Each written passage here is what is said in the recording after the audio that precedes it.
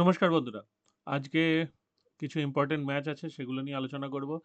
তার মধ্যে cricket, football আর tennis এই ৩ টে টুর্নামেন্ট এই ৩ টে খেলা নিয়ে আলোচনা করব, তাদের বেশ কিছু টুর্নামেন্ট নিয়ে। তো ক্রিকেটে প্রথমেই দেখতে পাচ্ছি অস্ট্রেলিয়া ভার্সেস স্কটল্যান্ড একটা টি-20 রয়েছে। সেইটা খেলা হবে এডিনবার্গ, মানে স্কটল্যান্ডে অস্ট্রেলিয়া এসছে। তো প্রথমে অস্ট্রেলিয়ার টিমটা দেখি। স্কটল্যান্ডের টিম তো আমরা জানি, স্কটল্যান্ডের সর্বশক্তি যে টিম সেটা নিয়ে তারা খেলবে, কিন্তু অস্ট্রেলিয়া তার সবচেয়ে শক্তিমান টিম পাঠায়নি, বরঞ্চ কিছু নতুন প্লেয়ারদের পাঠিয়েছে। Mitchell Marsh captain, Sean Abbott, Bartlett, Cooper Connolly, Tim David, Nathan Ellis, এই যে জ্যাক ফ্রেজার ম্যাকগার্ক, মানে আমরা যাকে আইপিএলে দেখেছি সেই বাচ্চা ছেলেটা প্রচুর মারতে পারে। দেখা যাক, যদি খেলায় চান্স পায় ভালো হবে। Cameron Green, Aaron Hardie, Travis Head, Inglis Meredith, Marcus Stoinis আর অ্যাডাম জাম্পা। তাহলে আমরা এখানে পুরনো নাম বলতে, বেশ পুরনো নাম বলতে 4টে নাম পাচ্ছি। যদি আপনি ট্রাভিস হেডকে ধরেন তাহলে 5টা, আর ক্যামেরন গ্রিনকে ধরলে 6টা।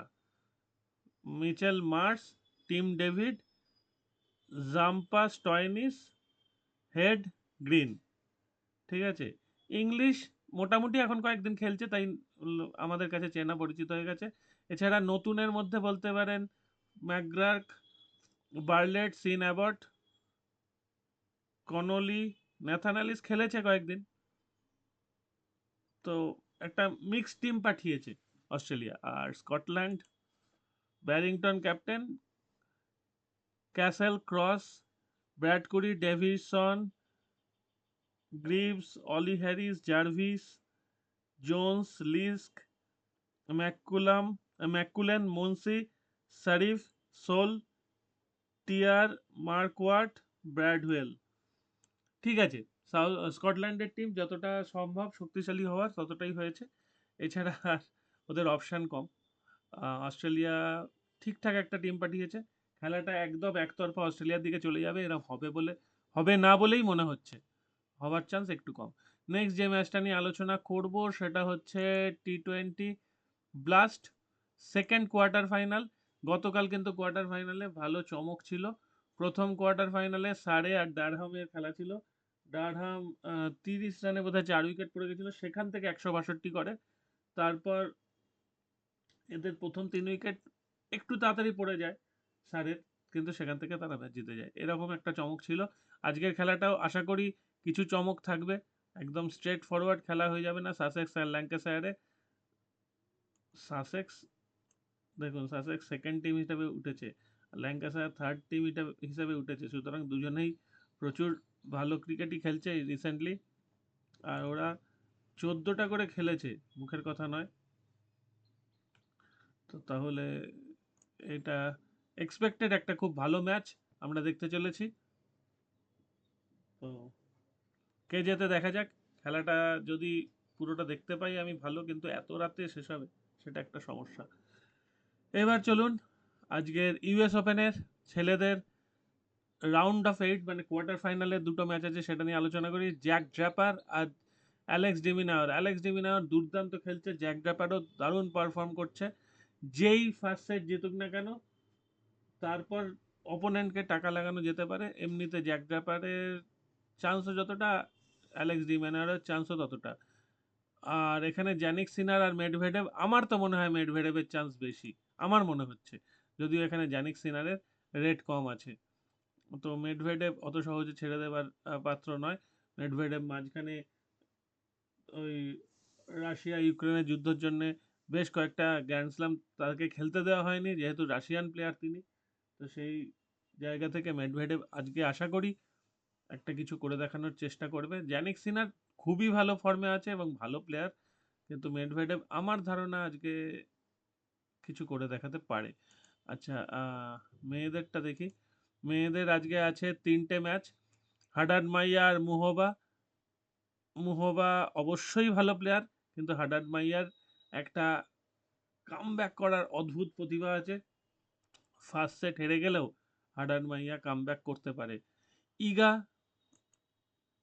জেসিকা পেগুলাকে হারিয়ে দেবে এটাই মনে হয় খুব সহজ অঙ্ক। কতটা সহজে হারাবে বা শক্ত হারাবে জানি না, মনে হচ্ছে ইগা জিতে যাবে। আর নোভারো আর সাবালেঙ্কা, নাভারো নাভারো আর সাবালেঙ্কা, নাভারো বাডোসাকে হারিয়ে কোয়ার্টার ফাইনালে উঠেছে। দেখি নাভারো বাডোসাকেই তো হারিয়েছে মনে হয়। হুম, এই যে বাবা, 2-0 হারিয়ে দিয়েছে নাভারো। তো নাভারো ভালো খেললো, সাবালেঙ্কা এই মুহূর্তে ওয়ার্ল্ড নাম্বার 2 আর ইগা ওয়ার্ল্ড নাম্বার 1, সেই জন্যে এদের চান্স, জেতার চান্স একটু বেশি। এখানে মুহবার চান্স বেশি হলেও আমার একটু মনে হচ্ছে হাডার্ড মাইয়া কিছু একটা চমক দেখাতে পারে। আচ্ছা, আর একটা টুর্নামেন্ট নিয়ে আমি একটু বলবো, সেইটা হচ্ছে আজকে মেয়েদের ইউএফএ চ্যাম্পিয়ন্স লিগ ওমেনের খেলা আছে, বেশ কয়েকটা খেলা আছে। সব টিমকে আমি চিনি না, একদম সত্যি কথাই। কিন্তু দেখুন এই যে টিমগুলো, জেএনকে, এই টিমগুলো তো সহজে জিতবে বলেই মনে হচ্ছে। প্যারিস, ঠিক আছে,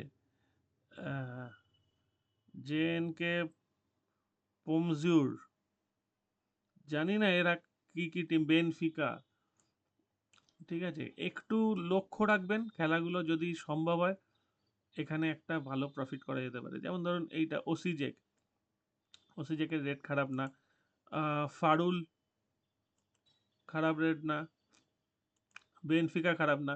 এগুলো ধরতে পারেন, এগুলো কাছাকাছি ছেড়ে দিন। এটা ধরতে পারেন, এটা ধরতে পারেন, এটা ধরতে পারেন, এটা ধরতে পারেন, ঠিক আছে। এই ধরনের ম্যাচগুলো ধরা যেতে পারে। এখানে আর্সেনালের খেলা আছে, আর্সেনাল মেয়েরা অবশ্যই শক্তিশালী, এটাই ধরে নেওয়া যেতে পারে। 20 আছে, গ্যালাটাসারে আছে। তো সেইগুলো একটু যদি খেলা যায়, তাহলে এরম একটা টুর্নামেন্ট থেকে কিছুটা প্রফিট তুলে নেওয়া যেতে পারে। তো এটাই বলার। দুপুর 2:30 থেকে খেলা হবে, চোখ রাখবেন যদি সম্ভব হয়। এগুলো ফার্স্ট কোয়ালিফিকেশন রাউন্ড, সুতরাং এখানে অনেক কিছুই ঘটবে, ঠিক আছে। আর একটা আছে কনকাকাফ ন্যাশনালস লিগ। এইখানে এই তিনটে দল যাদের খেলা, তাদের দেশের নামগুলো শুনেছি শুধু, কিন্তু তারা কেমন ফুটবল খেলে কোনো আইডিয়া নেই। এই বাহামাসের রেট সবচেয়ে কম দেখছি, আর বাকিদের তো যাতাই অবস্থা। তো ছেড়ে দিন, এটা বাদ দিয়ে দিন। ওই যেটা বললাম সেটা একটু দেখতে পারেন যদি ইচ্ছা হয়। এখানেই শেষ করছি, ভালো থাকবেন। আর নতুন কিছু ঘটলে অবশ্যই অবশ্যই জানাবো আমি।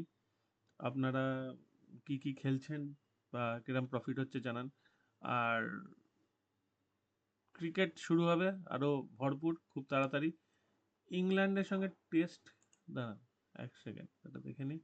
ইংল্যান্ড আর শ্রীলঙ্কার টেস্ট আছে তো 2-1 দিনের মধ্যেই, 6 তারিখ, ফ্রাইডেতে। তো সেটাও কভার করব। এখন শেষ করছি, ভালো